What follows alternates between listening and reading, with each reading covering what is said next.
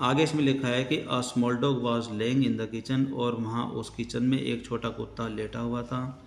It stirred, वह थोड़ा हिला, मेड नॉइस और थोड़ी आवाज़ की, एंड मूड इट्स टेल और उसने अपनी पूंछ को हिलाया, इन ए फ्रेंडली वे, एक मैत्रीपूर्ण भाव से। यानी कि किचन में एक छोटा कुत्ता लेटा हुआ था, वह थोड़ा हिला, थोड़ा सा शोर किया और मैत्रीपूर्ण भाव से अपनी पूंछ को हिलाने लगा। आगे इसमें लिखा है कि ऑल राइट शेरी, हॉरेस सैड, यानी कि हॉरेस ने कहा कुत्ते से, ऑल राइट शेरी, यानी कि शेरी सब ठीक है, एज ही पास्ट, की जब वो वहाँ से गुजर रहा था। All you had to do, कि आप सभी को भी यही करना होता है, टू कीप डॉग क्वाइट, यानी कि कुत्तों को शांत रखने के लिए, वॉज टू कॉल देम, कि उनको पुकारना होता है, बाय देयर राइट नेम, उनके सही नाम से उनको पुकारना होता है जिससे कि वो शांत रहे, एंड शो देम लव, और उनके प्रति स्नेह और प्यार भी जताना होता है जिससे कि कुत्तों को लगे कि हाँ सब ठीक है। आगे इसमें लिखा है कि the safe was in the drawing room, और जो तिजोरी थी जिसमें वो चोरी करने जा रहा था वह ड्राइंग रूम में थी।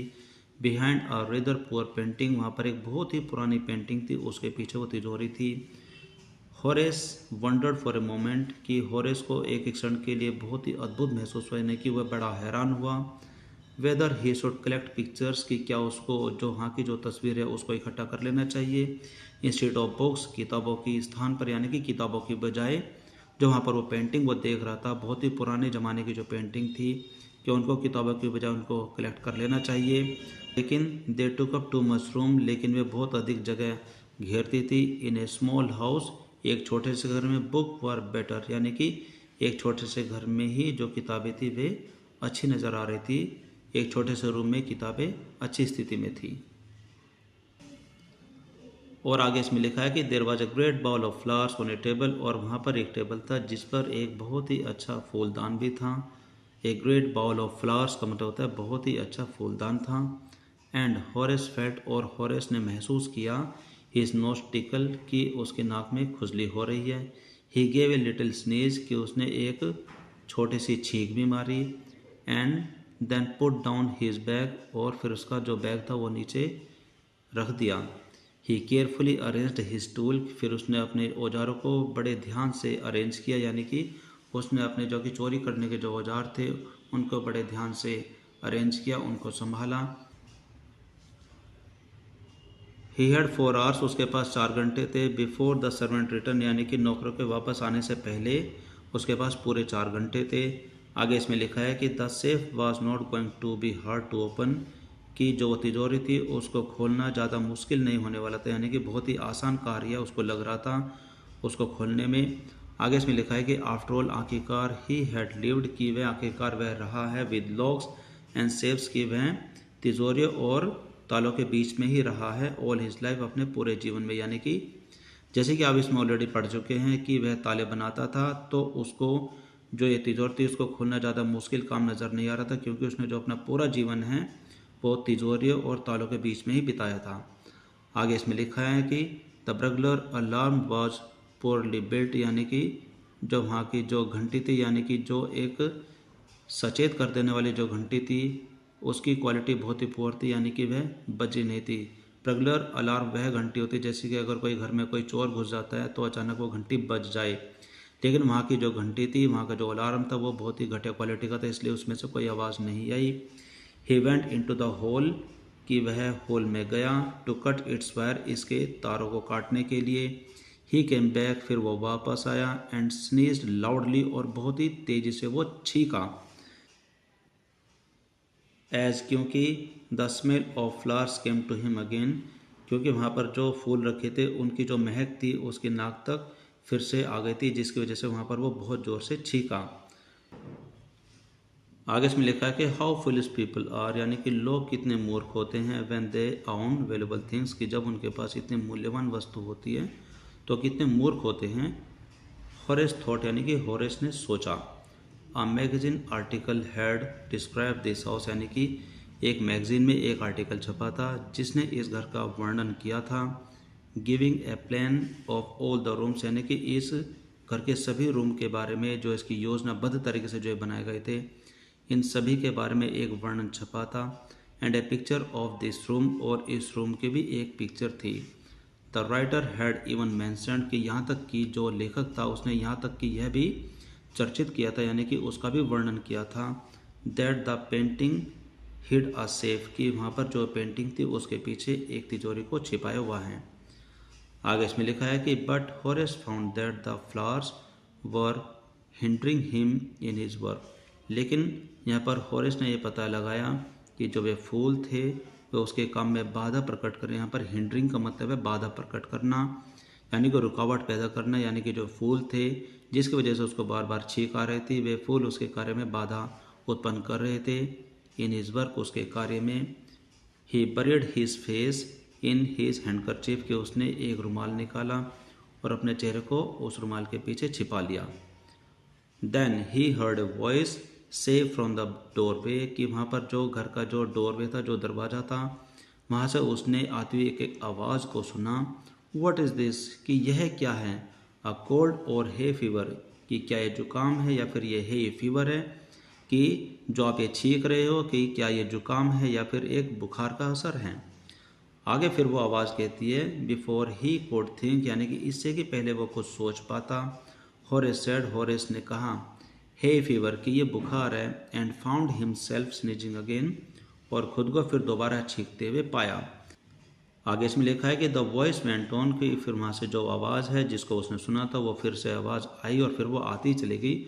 उस आवाज़ ने कहा कि यू कैन क्योर इट कि आप इसको ठीक कर सकते हैं विद ए स्पेशल ट्रीटमेंट, एक विशेष इलाज की वजह से आप इसको ठीक कर सकते हैं, यानी कि अपने जुकाम या फिर जो ये आपका बुखार है जिसकी वजह से आप बार बार छींक रहे हैं उसको आप ठीक कर सकते हैं।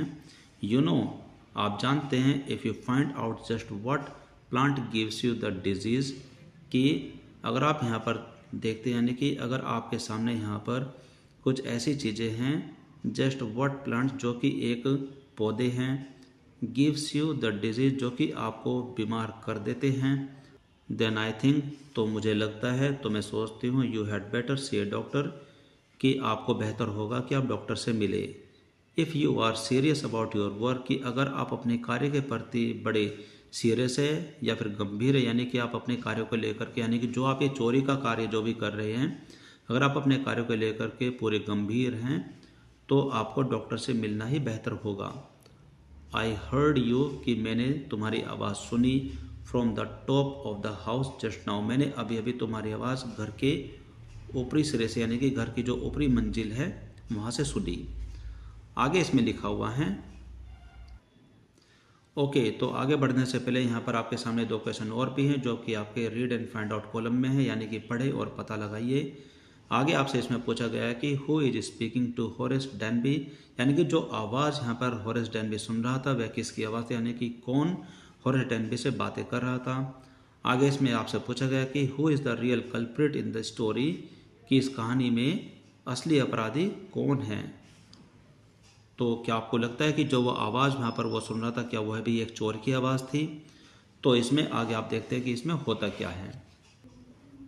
तो आगे इसमें लिखा है कि it was a quiet and kindly voice की जो आवाज़ सुनाई दे रही थी वह बहुत ही शांत और काइंडली आवाज़ थी, यानी कि उस आवाज़ में दया का भाव था, यानी कि बहुत ही शांत और सरल आवाज़ थी। But one with firmness in it, और इस आवाज़ में एक दृढ़ता भी थी। अ वुमन एक औरत was standing in the doorway, और उस घर के डोरवे में एक औरत वहाँ पर खड़ी हुई थी जिसकी वो आवाज़ थी। And Sheri was rubbing against her, और शेरी जो वो कुत्ता था जो कि रसोई में सो रहा था वह खुद को उससे रगड़ रहा था। शी वॉज यंग की वह जो औरत थी वह यंग थी। Was pretty and was dressed in red, ये बहुत ही सुंदर थी और उसने लाल रंग की ड्रेस पहने हुए थी। She walked to the fireplace, और फिर वो वहाँ से चल करके फायर प्लेस तक पहुँची, यानी कि उस घर में जहाँ पर आग जलाने का जो स्थान था वहाँ तक वो पहुँची।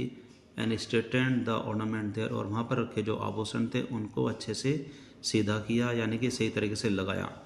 आगे फिर वो अपने कुत्ते से कहती है कि डाउन शेरी, शेरी डाउन, शेरी नीचे। शी सेड, उसने कहा। एनीवन वुड थिंक कि किसी ने सोचा होगा कि I had been away for a month कि मैं एक महीने के लिए इस घर से दूर हूँ। शी स्माइल्ड एट होरेस, कि उसने होरेस को देख करके मुस्कुराया। एंड वेंट ऑन, फिर वो आगे बढ़ गई। आगे फिर वो कहते हैं कि हावेवर, हालांकि I came back just in time, हालांकि मैं समय पर वापस आ गई हूँ, यानी कि मैं मौके पर पहुँची हूँ। तो यद्यपि I didn't expect to meet a burglar, कि हालांकि मैंने यहाँ पर किसी एक अजनबी, एक जो सेंधमार यानी कि जो घुसपैठे ऐसा इस व्यक्ति होता है, मैंने उसकी कभी भी आशा नहीं की थी कि मैं यहाँ पर मौके पर पहुँच गई हूँ। आगे इसमें लिखा है कि होरेस हैड सम होप, कि होरेस को अब वहाँ पर कुछ आशा नज़र आ रही थी, बिकॉज क्योंकि she seemed to be amused at meeting him, कि ऐसा लग रहा था कि जैसे कि वो उससे मिलकर के खुशी जता रही हो। शी सीम्ड प्रतीत हो रहा था, she seemed to be amused, की ऐसा लग रहा था कि वो खुश हो रही हो एट मीटिंग हिम, होरेस से मिलकर। आगे इसमें लिखा है कि ही माइट अवॉइड ट्रबल, कि वह उस खतरों को अवॉइड कर सकता था। If he treated her the right way, कि अगर वो उस महिला से अच्छे तरीके से व्यवहार करता तो वहाँ पर जो वो उसको परेशानी हो रही थी उसको वो दूर कर सकता था। ही रिप्लाइड, उसने रिप्लाई किया, यानी कि अब यहाँ पर होरेस ने जवाब दिया। I didn't expect to meet one of the family, कि मैंने यहाँ पर परिवार के किसी भी सदस्य से मिलने की आशा नहीं की थी, यानी कि यहाँ पर होरेस को ये यकीन हो गया था कि जो वो महिला थी वह उसी परिवार की एक सदस्य थी।